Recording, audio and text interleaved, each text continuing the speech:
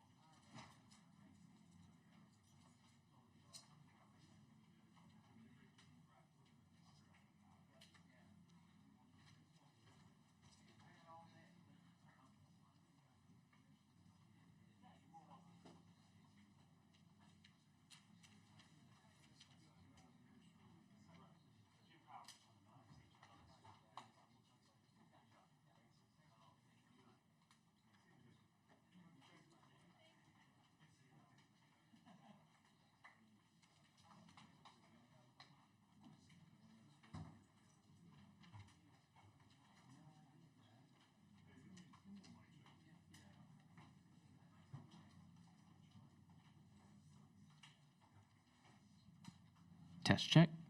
Test check.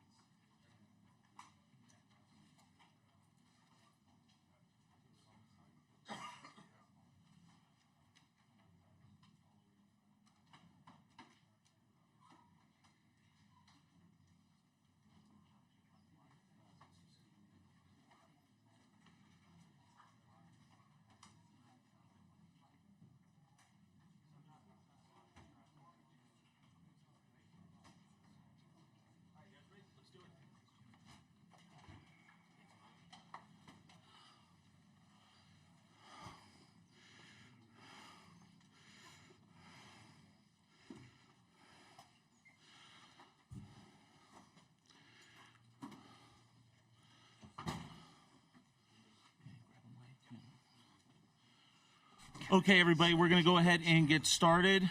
For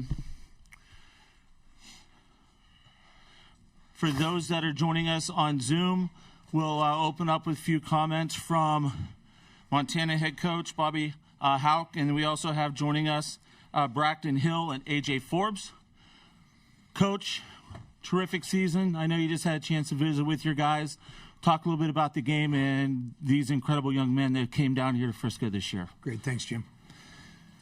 Well, first, congrats to South Dakota State on the win in the championship.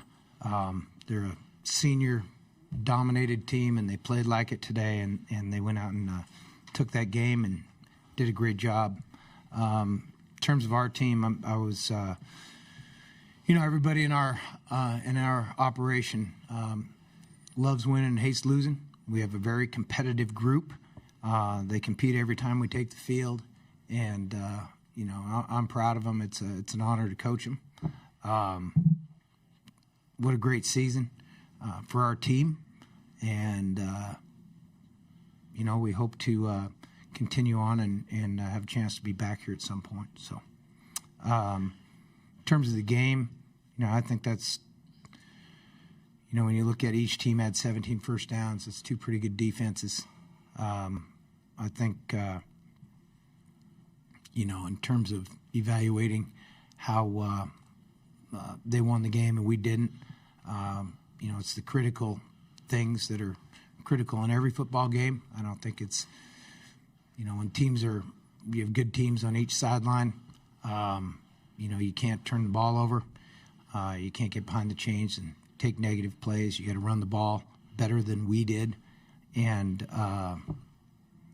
you can't turn it over. So turnovers will cost you games, and that was a big factor today.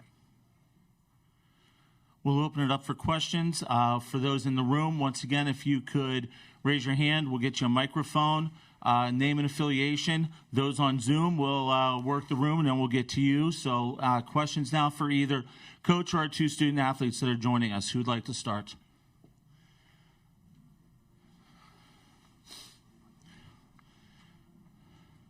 All right, we'll start on the right, second row. It should be on. All right.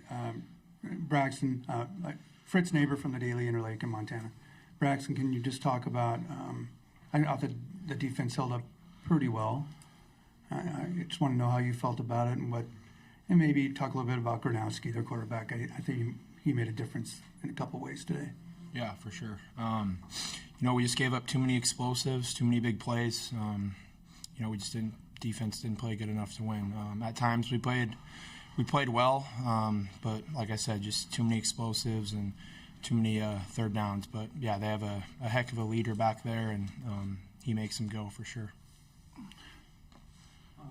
Bob? No, it's still on. Okay. Bobby, can you talk a little bit about, I was just so impressed with our defense. I think sometimes some of us overlook that part of it with the Jackrabbits, their defense, and it seemed like they were speedy on the edge and stout inside and difficult to run against. Yeah, they pinch everything off and bounce it, and then they have guys that tackle well in the back end. I thought the fourth down stop was a big play in the game, and in the goal line area in the first half, and they're a big physical senior oriented team, and they do a nice job. Okay, we'll go over here on the left, second row. Sean Rainey, SWX Montana. Coach, it was 7-3 at half. You mentioned the goal line stand, but you also had the interception and the fumble, and only had 3 points out of opportunities where you could have capitalized more. How much was it not being able to capitalize on any of those? Well, yeah, and then we were driving to start the second half. Had a good drive and fumbled it away. So those 3 things, Sean, I think are huge factors in the game. Maybe the difference. Then you have to start going for it and doing some things that put you in jeopardy. Just if you make those plays, you don't turn it over. Capitalize on the field position, probably better, certainly, because they, when they're scoring it. Well, I'll have to go back and watch it, but the short fields help them with the point total. Shame on us. Let's go over on the right-hand side, first row. Yeah, Bobby, Greg Rockach, MTN Sports. I'm curious about your opinion on how big of a difference their punter made today and kind of not giving junior opportunities and being able to pin you guys inside the 10 a couple times. Well, it was really because we had to keep the base defense in most of the time. In that situation, when they pinned us, our base defense was in because it was short yardage around midfield, so we were playing punt safe. Those were obviously good punts. When you got to go 95 against the top defense in the country, it's harder, certainly. We didn't get much for return balls. We had thought we kind of had some action, but in order for that to happen, you got to get return balls, and he did a nice job of not allowing us to get out. Go ahead. For Braxton and AJ, just how can you describe just how special this season has been for you guys and what this run has meant to you? It's meant everything to me. Just being a Montana kid, this is my dream school, and just you develop so many relationships along the way with these coaches and the guys you play out there with, and it was special senior year for sure, and just gonna miss being a Montana Grizzly, and I'm excited to see what these guys do next year. This place is really special to me. I get emotional talking about it because this place gave me the opportunity that I knew that I wanted, and I'm so grateful for Coach Houck and the rest of the coaches and my teammates for letting me live out my dream. And after that, they seemed to go more to just one or two plays, and they were turning over the entire defensive line. It's almost seemed like every other play. Do you think that had something to do with the inability to kind of keep those drives going after that? It's just what a lot of people do. Rotate the D line. We tend to do that a lot as well. We'll do it anytime there's a dead ball against up-tempo teams, but neither one of these teams was going fast today. We probably should have gone fast more often, frankly. But, rolling guys on the D-line I think is a good concept. We do it a lot. Let's go to Zoom real quick. And Coulter Nunez. Coulter, you are allowed to talk. Go ahead.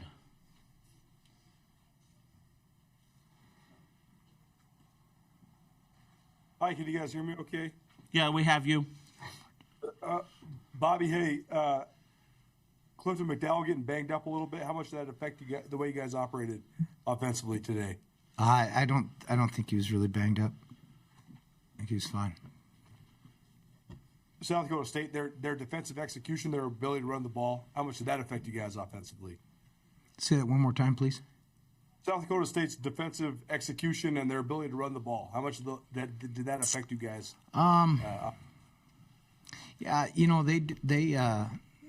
They ran the ball in certain situations. There's a couple of quarterback runs that hurt us in particular on the first couple of drives. I thought that they did a nice job with some of the unbalanced stuff. It wasn't unexpected. It kind of dried up after a while, but they got us with that early. It was a good performance by them. They probably ran it as well as anybody has all year long. I thought they had a nice. They did what they do. Their run, play, action, bootleg, RPO. It did what they did, and they're good at it. That's why they're undefeated. For Braxton and AJ, just talk about the journey, talk about your teammates, and what this journey this year meant to both of you as student athletes and players on this outstanding team. Yeah, I'll just echo what I said earlier. It's meant the world to me. Montana was my dream school.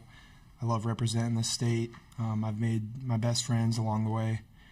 So many great relationships with these coaches, and Montana's just a special place. We have special fans. They come out and they support us every single Saturday, as you saw today. And it's meant the world to me, and I really wish I could be a Grizzly forever.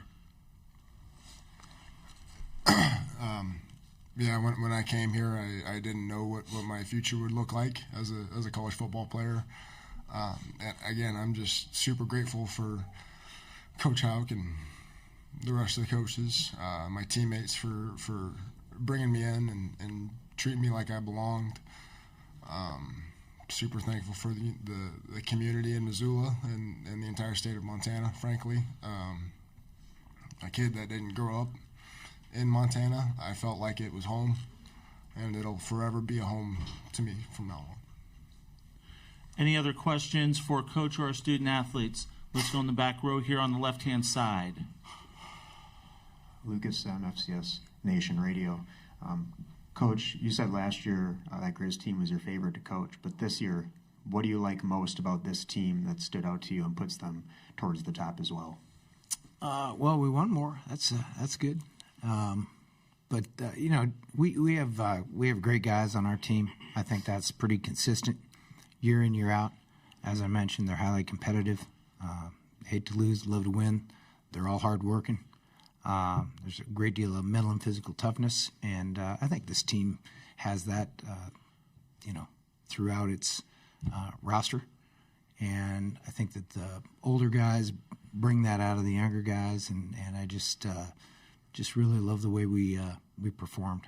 I thought we had great belief and confidence throughout the season, starting in August, and there was no doubt in the guys in this team that were a terrific football team, and they proved that on the field. We got time for 2 more questions. We'll take one here in the room. Let's go right there in the back row. Hey, Bobby. Frank Agola with the Missoulian. This was your first recruiting class you brought in for them to be seniors. Now, what can you say about the impact they made in turning around the Montana program from where it was to where it is now? And do you feel they leave the program in a state of where the Grizz should be on a yearly basis? Yeah, I think we're where we should be, Frank. Back to front on that question. I mentioned this in the locker room. We didn't in 2018, the first year, 5 seasons ago. We didn't look like we do now, physically or in the ability to perform. And this senior class and the guys we've added on. They won a lot of games, and culminating with this appearance in the national championship game. But we've won playoff games every year since that first year. We've been in the quarterfinals. Pushing our way into this game was terrific, and they have an understanding that we expect to win, and I think they have passed that on to everybody in the locker room. Left side. For Braxton, all the kind of the redshirt freshmen got to travel on this trip. Like, what would your message be to some of the younger classes in this program, just moving forward, and what you want to see them accomplish? Yeah, I would say never be satisfied. Work hard every day. Coach Hauk's going to demand that, and that's why we're here today. Just never be satisfied. Work hard year round, and you're going to have the time of your life without even knowing it each and every day.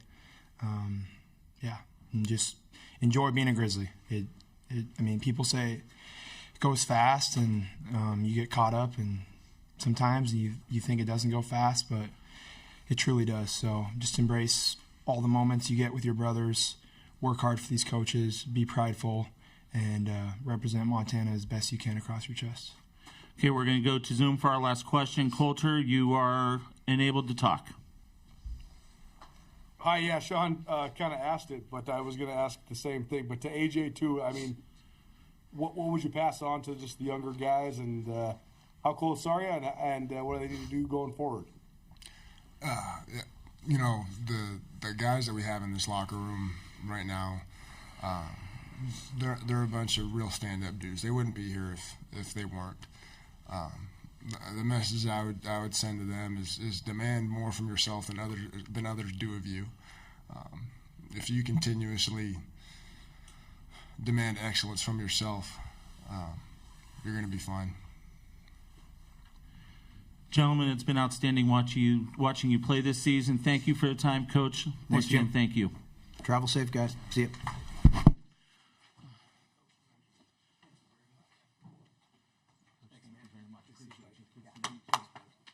Ty, thank you. Appreciate it. Congrats, guys. Thank you.